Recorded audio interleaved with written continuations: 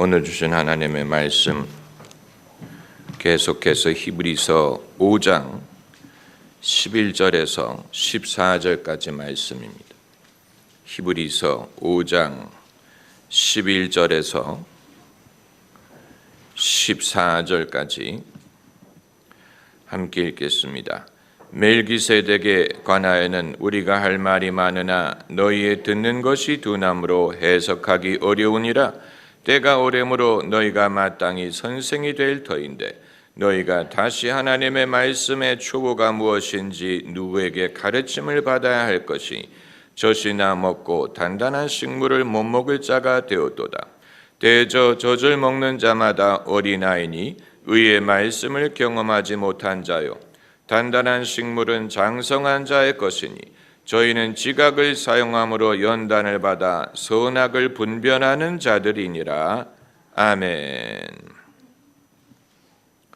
때가 오래므로 너희가 마땅히 선생이 될 터인데, 그 말은 선생이 돼도 되고 안 돼도 된다는 말이 아니고 마땅히 당연히 되어야 된다는 말입니다. 선생, 누구의 선생이 되어야 된다는 말이고, 그리고 때가 얼마나 되면 가르칠 수 있다는 말입니까?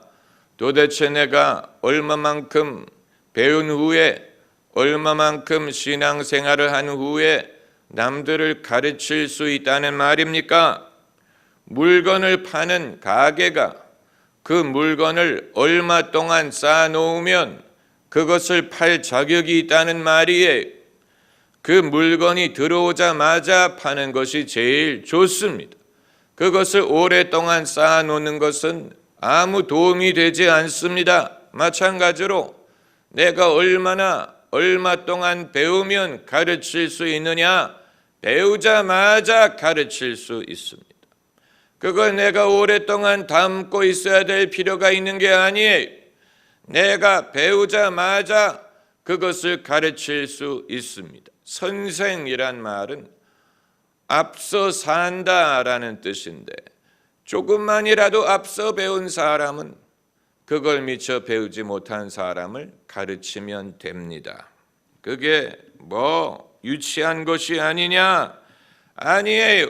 갓 배운 것을 가르치는 것처럼 따끈따끈한 빵처럼 따끈따끈합니다. 제가 옛날 토론토에 한 식당을 갔는데 점심시간에 토론토의 어느 업소의 주인이, 여자 주인이 업소 종업원들을 데려다가 점심을 먹이면서 종말론을 가르치는 것이었습니다. 그런데 제가 옆자리에서 듣기에 어설프기 그지없어요. 어디서 강의를 들었던, 책을 봤던, 아마도 카세트로 설교를 들은 내용을 전하는 것이 분명한데, 제가 보기에는 어설프지만 그러나 그 종업원들이 주인이 가르치니까 그것을 경청하고 있는 것을 보았어요. 여러분, 사람이 무엇을 배운 즉시 가르칠 대상만 있다면 얼마든지 가르치면 됩니다. 내가 무슨 신학교 교수와 같은 자격이 있어야 가르치는 게 아니에요. 신학교 교수는 종업원들 데려다가 가르치려고 하지 않아요. 그 종업원들에게 가르칠 수 있는 유일한 입장에 있는 분이 바로 그 주인이 적임자예요. 그렇기 때문에 자기에게 얼마나 자격이 있는지, 자기가 얼마나 그 주제에 대해서 아는지를 계산하지 말고 기회가 있는 대로 가르치면 됩니다. 그것이 선생이 되는 원리. 처음에는 다 초보적으로 시작합니다. 선생도 그렇고 배우는 사람도 그렇고 처음에는 다 초보적이에요. 그럼에도 가르치는 사람에게 열정이 있고 듣는 사람이 들을 의사가 있다면 그 내용이 초보적이라도 이후에 함께 성장할 것을 믿고 지금 할 수 있는 단계에서, 지금 가르칠 수 있고 들을 수 있는 단계에서 시작하면 됩니다. 신앙의 배움에는 어떤 한계가 있는 게 아니에요. 어디까지 배우면 배울 걸 다 배웠다라고 말할 수 있는 게 아니에요. 끝이 없어요. 하나님의 깊은 것, 그건 성령만이 통달하십니다. 그걸 사람이 언제 다 통달할 수 있겠습니까? 하나님의 깊은 것, 하나님의 깊은 섭리, 인간의 삶과 역사에 나타난 하나님의 섭리를 누가 다 알겠습니까? 다 깨우치지 못합니다. 성경에서 역사에 나타나는 하나님의 섭리를 최초로 말한 인물이 다니엘이라는 사실을 아세요. 다니엘이 느부갓네살의 환상을 설명하면서 그것을 역사라는 맥락을 통해 설명했죠.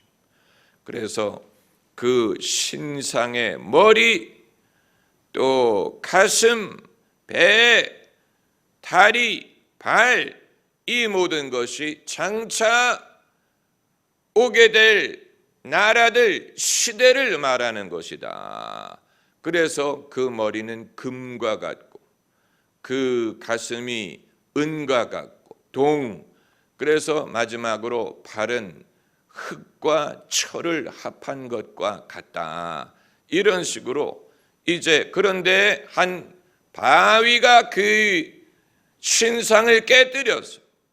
신상은 없어지고 그 바위가 큰 돌이 되었다. 이것은 인간의 역사가 때로는 금처럼 영광을 누리는 것처럼, 또 어떤 경우에는 흙과 철을 합친 것처럼 서로 부서지고 하나 되지 못하는 여러 단계가 있을 수 있지만, 결국은 역사를 통해 하나님이 보여주고자 하시는 것은 만세반석이신 예수 그리스도께서 세상 나라의 영광을 다 부수고 당신의 나라를 세우기 위해 하나님이 이 모든 것을 주관하신다. 역사를 통해 나타나는 하나님의 섭리를 최초로 말한 사람이 다니엘이, 그 이전의 인물들은 하나님의 선지자들이었지만 당시에 하나님이 하시는 일을 말했을 뿐, 그것이 장차 인류의 경험 속에 어떤 역할을 하는지를 알지 못했어요. 이제 신약 성경에 와서 요한계시록이 다시 장차 인류의 역사가 어떤 방향으로 흘러가고 어떤 시련과 환란이 있을 것이며 결국 어떻게 예수님의 나라가 이루어지게 될 것인지를 말하였죠. 그러나 그건 환상으로 본 것이고 영적인 언어로 설명한 것이기 때문에 우리가 어렴풋이 마치 추상적인 그림을 보는 것처럼, 추상적인 음악을 듣는 것처럼 우리가 다 직접 이해하지 못하는 부분들이 많이 있죠. 하나님의 깊은 것은 이처럼 다 헤아리기 어렵습니다. 그렇기 때문에 신앙의 배움에는 끝이 없어요. 끝이 없어요. 제한된 삶을 사는 우리가 얼마만큼 배우면 다 배웠다라고 말할 수 있겠습니까? 다 배우는 시점은 오지 않아요. 천국에 가게 되면, 그때 가면 다 알게 될 것이냐? 그렇게 되리라고 보지만 성경에서는 얼굴과 얼굴을 마주 대하여 봄과 같다고 말했지 다 알게 된다고 말하지는 않았어요. 천국에 가도 그것을 두고두고 배워야 되는 면이 있고, 그리고 천국에 가더라도 이 땅에 하나님의 일이 다 이루어지지 않았기 때문에 히브리서 13장에 구름과 같은 증인이 우리에게 있으니, 그 말은 이제껏 살다가 천국 간 믿음의 선배들이 다 구름과 같은 증인으로 장차 하나님 나라가 어떻게 땅에 임할 것인지를 지켜보고 있다는 얘기. 그들도 아직 그것을 다 끝을 보지 못한 것 마찬가지. 땅에 사는 사람들이나 이미 천국에 간 사람들이나 이 땅에 하나님 나라가 세워지는 것을 아직 보지 못한 것은 마찬가지이기 때문에 그들은 구름과 같은 증인이 되어 이 땅에 사는 우리와 함께 이것이 이루어지는 날을 기다리고 바라보고 응원하고 그리고 기도하고 있다는 것입니다. 천국에 가서도 기도를 합니다. 요한계시록을 보면 천국에 간 순교자들이 하나님께 탄원을 하는 장면이 나옵니다. 천국에 가서도 기도가 지속된다는 얘기. 천국에 가면 무엇을 기도할 것인가? 그걸 우리가 상상할 수 있지만 우리가 이 땅에서 하던 기도와 천국에 간 후에 할 기도가 서로 달라진다면 그건 땅에서 제대로 기도를 하지 못했다는 얘기고, 이 땅에서 하던 기도를 그대로 천국에 가서도 계속할 수 있는 사람이, 그 사람이 성령이 하나님의 뜻을 쫓아 우리를 위해 간구하신 그런 경우에 그 기도는 아마 이 땅에 예수 그리스도께서 시작하신 일이 이루어지기를 기도하는, 그건 천국에 가서도 지속할 것입니다. 아버지요, 복음이 널리 전파되게 하시고 예수 그리스도의 영광이 온 땅에 나타나게 하시고 믿음을 위해 수고했던 자들의 그 수고가 헛되지 않게 하시며 주님의 복음을 위해 생명을 잃었던 그들의 생명을 기억하시고 그들을 신원하여 주옵소서. 이런 기도를 천국에 간 후에도 하게 될 것이고, 천국에 간 성도들이 땅에 남아있는 가족들을 위해 아마 기도할 것입니다. 왜냐하면 부자와 거지 나사로의 비유에도 부자가 죽은 후에 천국 가지 못했지만 불 가운데에서도 자기 형제들을 기록한 것을 보면 땅에 아직 남아있는 형제들에 대해서 염려했어요.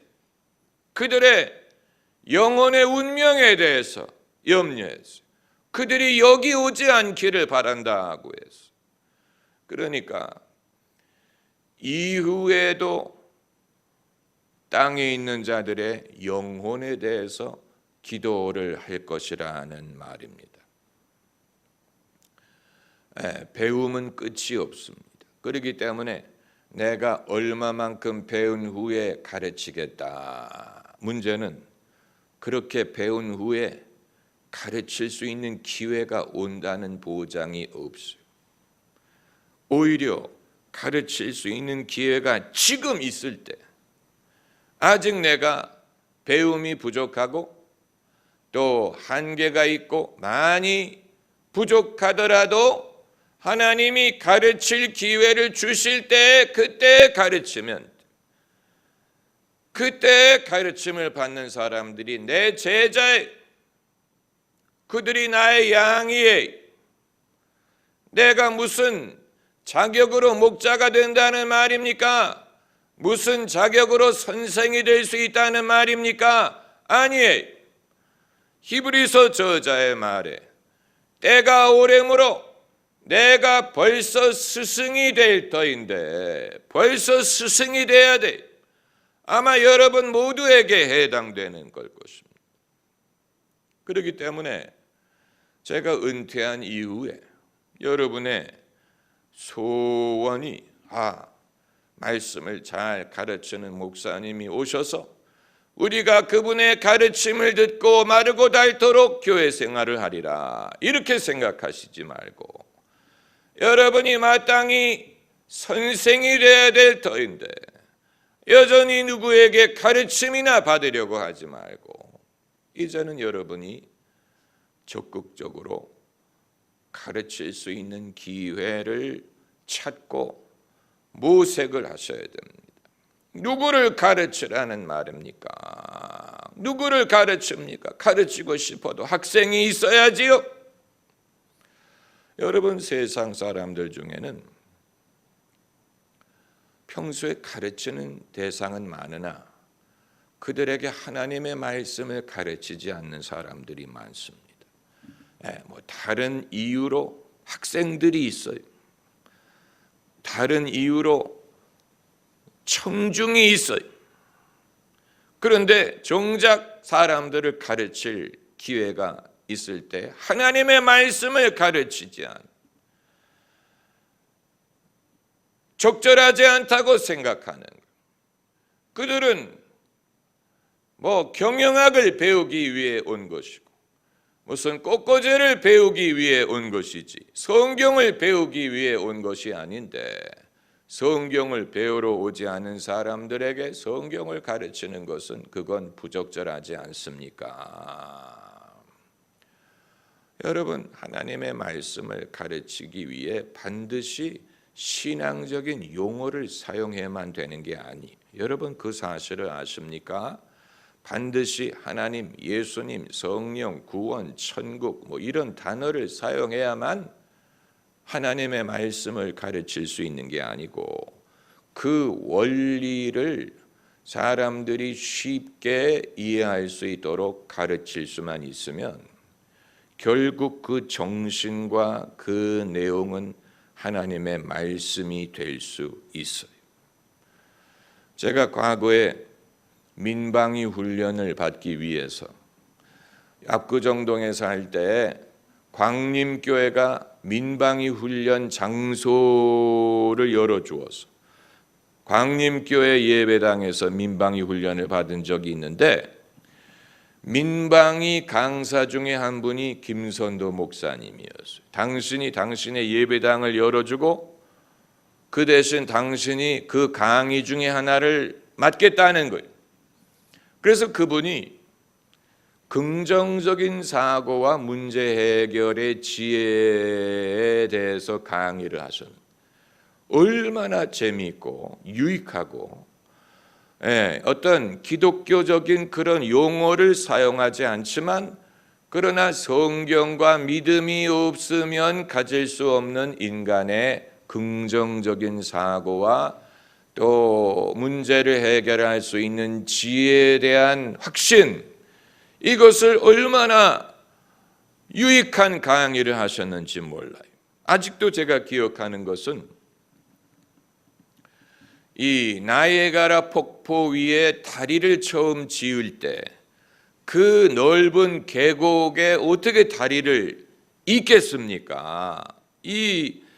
여기에 대해서 사람들이 지혜를 구하다가 어떤 사람이 착안을 해서 이쪽과 저쪽에서 연 날리기 대회를 했어요. 그 연이 서로 중간에서 만나서 얽히게 되게 하고 그 연줄이 이제 이쪽부터 저쪽까지 연결이 되지 않았겠습니까?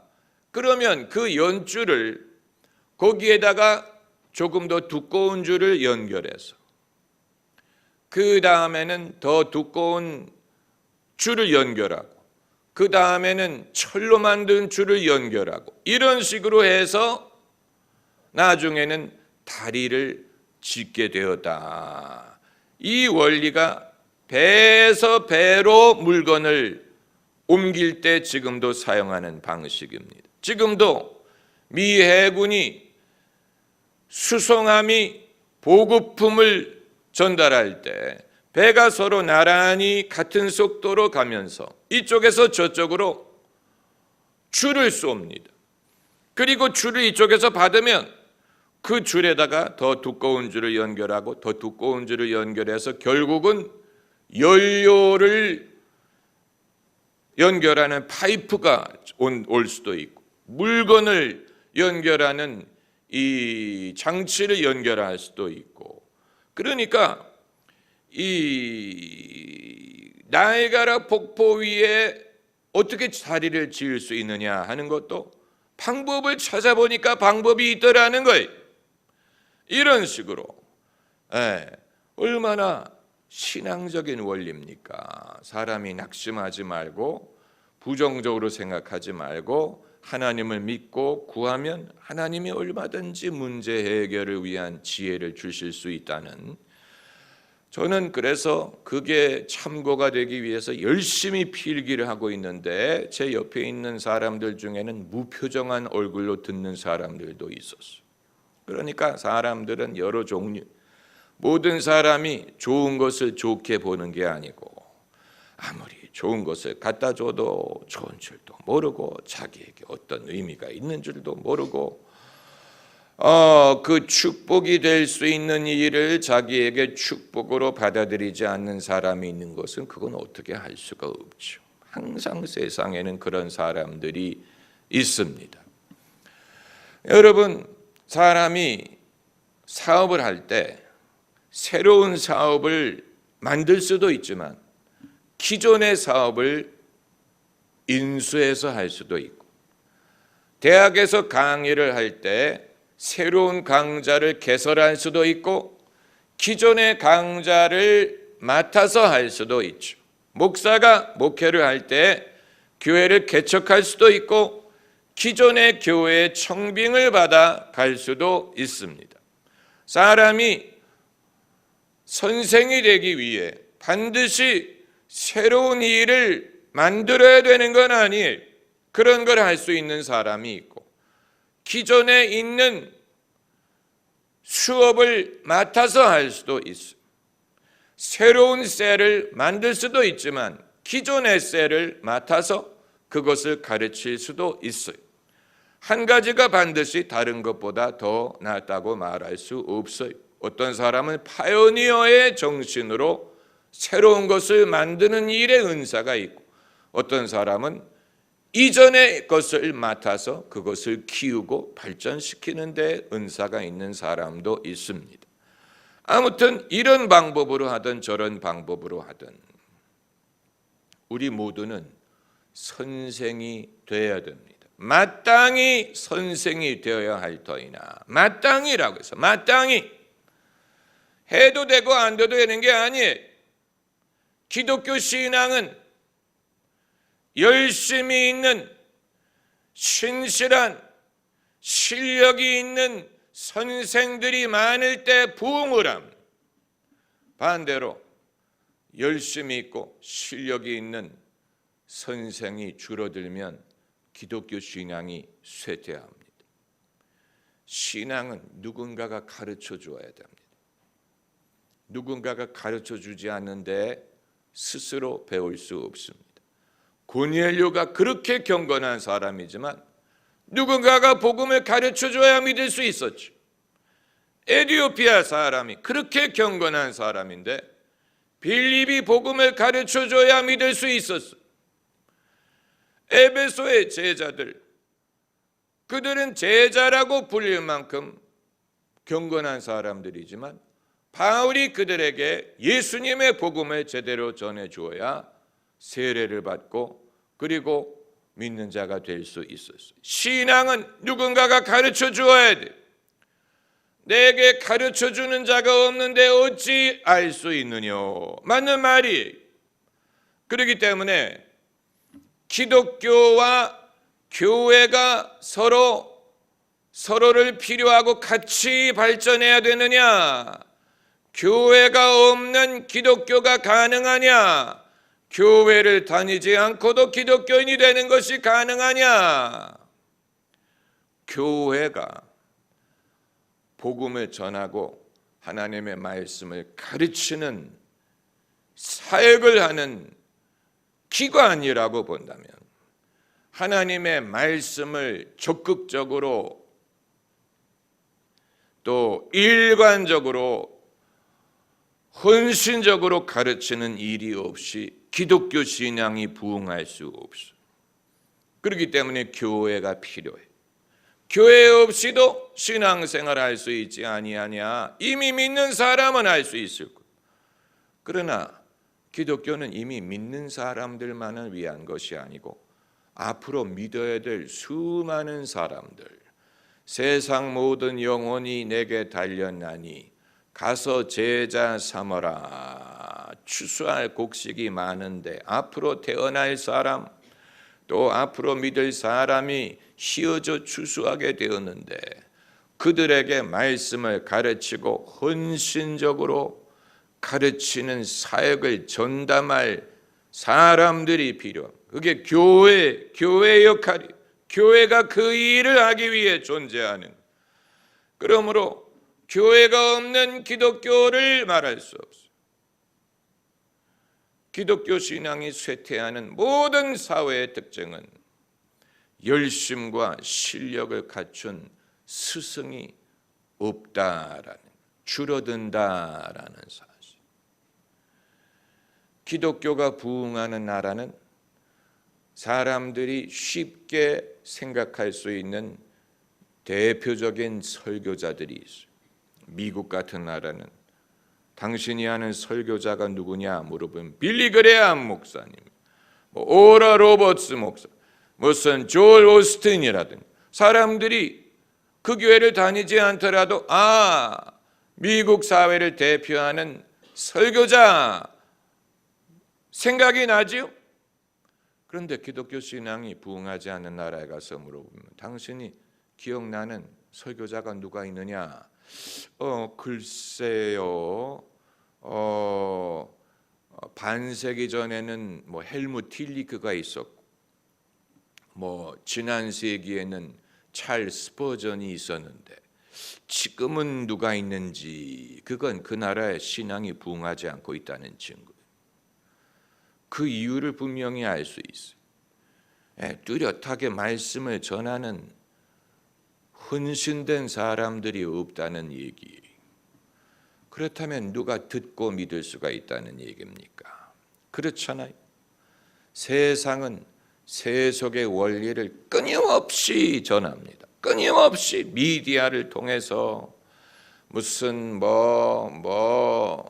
엔터테인먼트를 통해서 이 비기독교적이고 비신앙적인 생각을 전하는 사람들은 끝이 없이 많아요. 신문에 나타나는 이 시대의 세속주의, 환경이라는 옷을 입기도 하고, 무슨 인권이라는 옷을 입기도 하고, 무슨 LGBTQ의 옷을 입기도 하고, 그들이 이 비성경적, 반성경적, 반기독교적인 아이디어를 끊임없이 쏟아내고 사람들 거기에 노출이 되는데, 그런데 성경과 하나님의 말씀을 그보다 더 강력한 힘과 에너지와 열정으로 전하는 사람이 없다면, 그럼 그 사회 사람들은 전부 다 세속주의의 오염이 될 것입니다.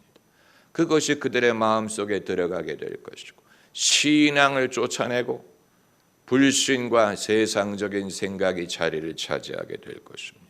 그러면서 왜 신앙이 쇠퇴하는지 이해를 못하겠다라고 한다면 그 사람은 인간이 어떤 식으로 사는지를 이해하지 못하는 거예요.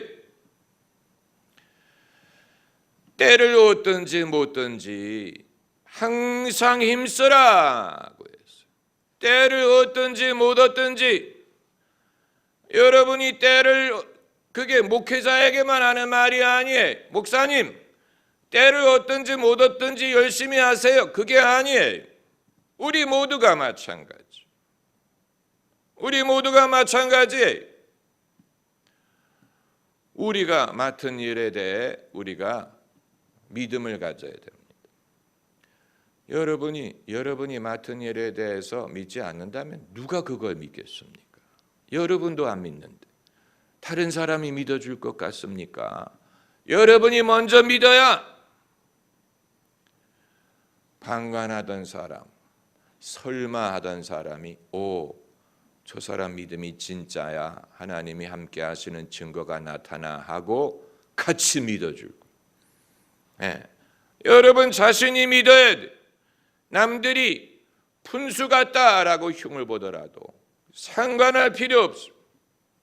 나는 나와 함께 하시는 하나님을 믿고 내게 주신 하나님의 사명을 믿고 내게 주신 은사를 믿고 내게 말씀하신 일을 믿어요.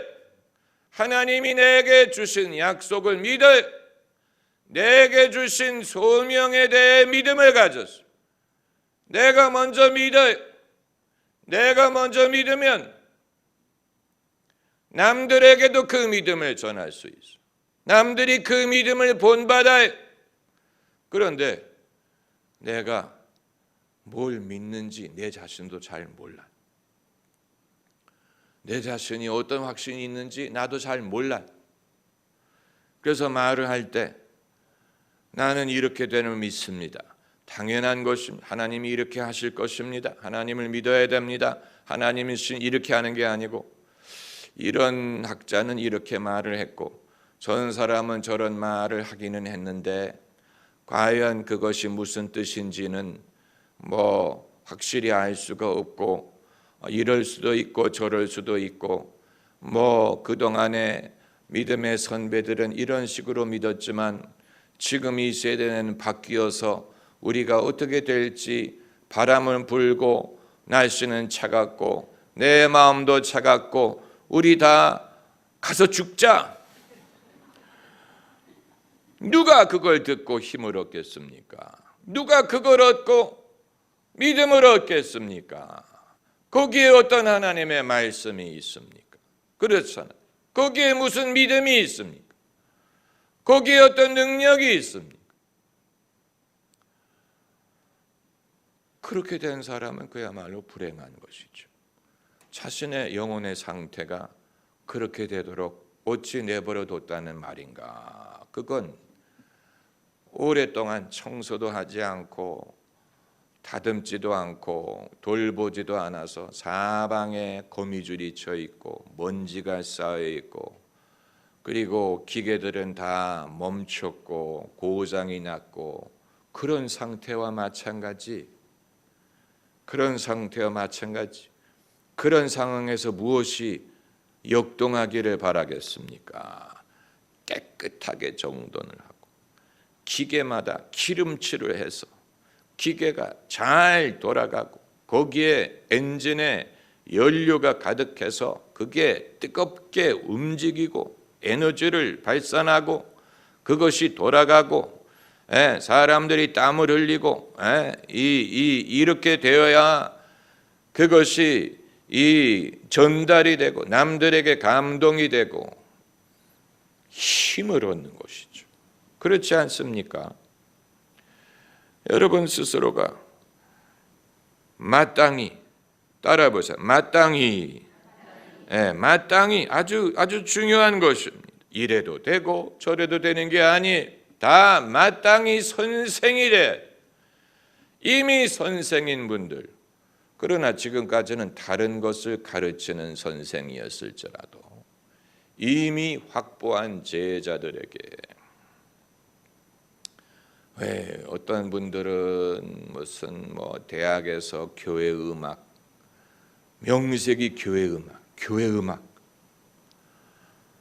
그러나 그 제자들에게 교회 음악을 가르치면서 신앙을 곁들여 가르치지 않아. 참 이상한 명색이 교회 음악. 뜻이 있는 사람은 물리학을 가르치면서도 하나님의 말씀을 가르칠 수 있고 기계공학을 가르치면서도 하나님의 말씀을 가르칠 수 있고 무슨 꽃꽂이를 가르치면서도 하나님의 말씀을 가르칠 수 있어. 사람이 모인 곳에 두세 사람이 예수님의 이름으로 모일 수만 있다면 주님이 그 자리에 함께 하셔서 은혜를 주십니다. 할렐루야. 기도하십시다.